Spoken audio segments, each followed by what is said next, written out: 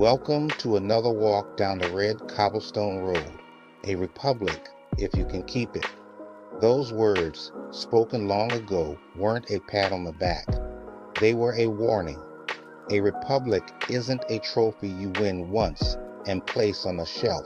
It's something you have to actively keep day after day, generation after generation, fighting against your own worst instincts.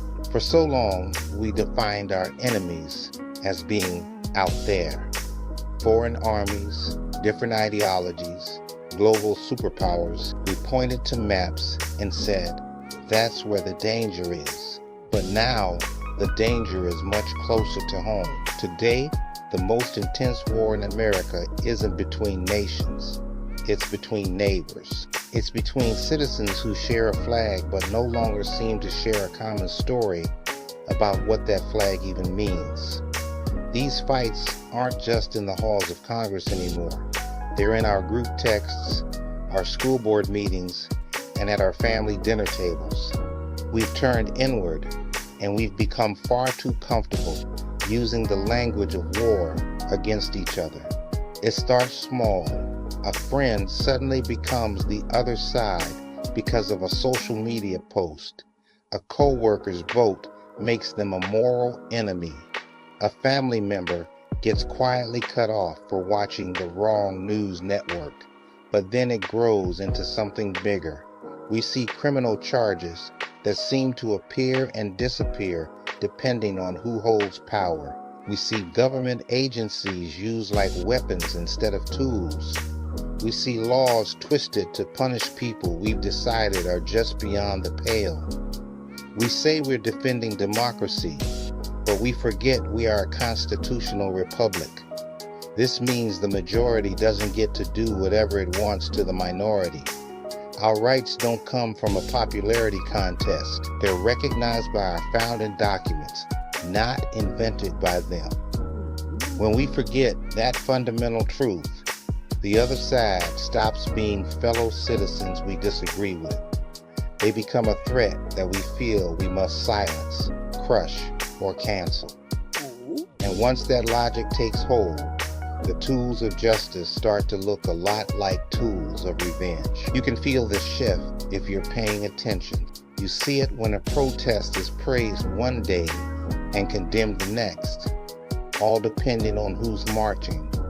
You see it when the same legal tactic is called defending the rule of law for one person and abuse of power for another.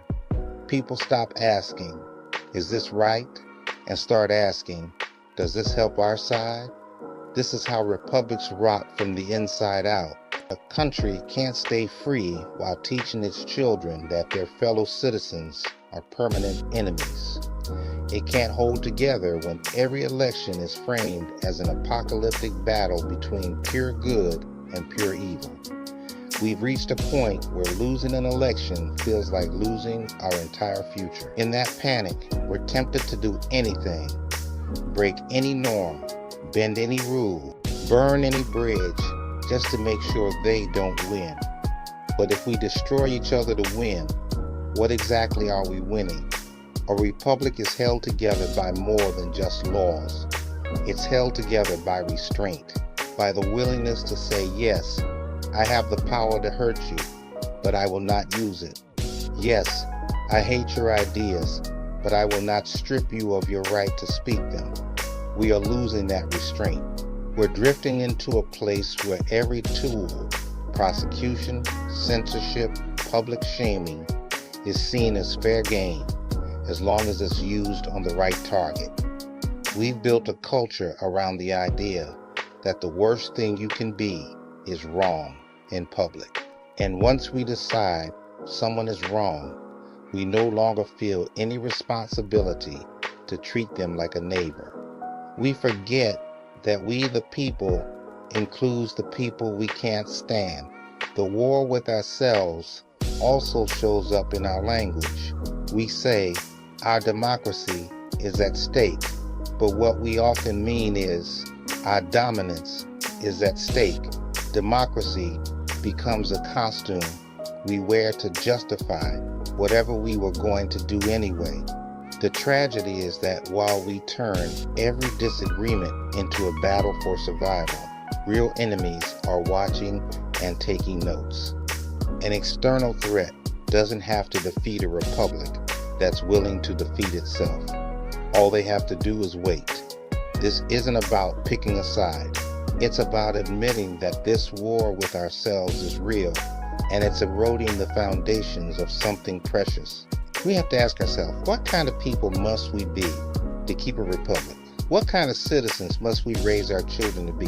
And what lines must we refuse to cross, even when we are absolutely certain that we are right? If we have any hope of keeping it, we have to be honest about what we've already lost and what we're in danger of losing next. The real test is whether our nation can survive a people who have forgotten how to see one another as citizens and neighbors, rather than as permanent enemies.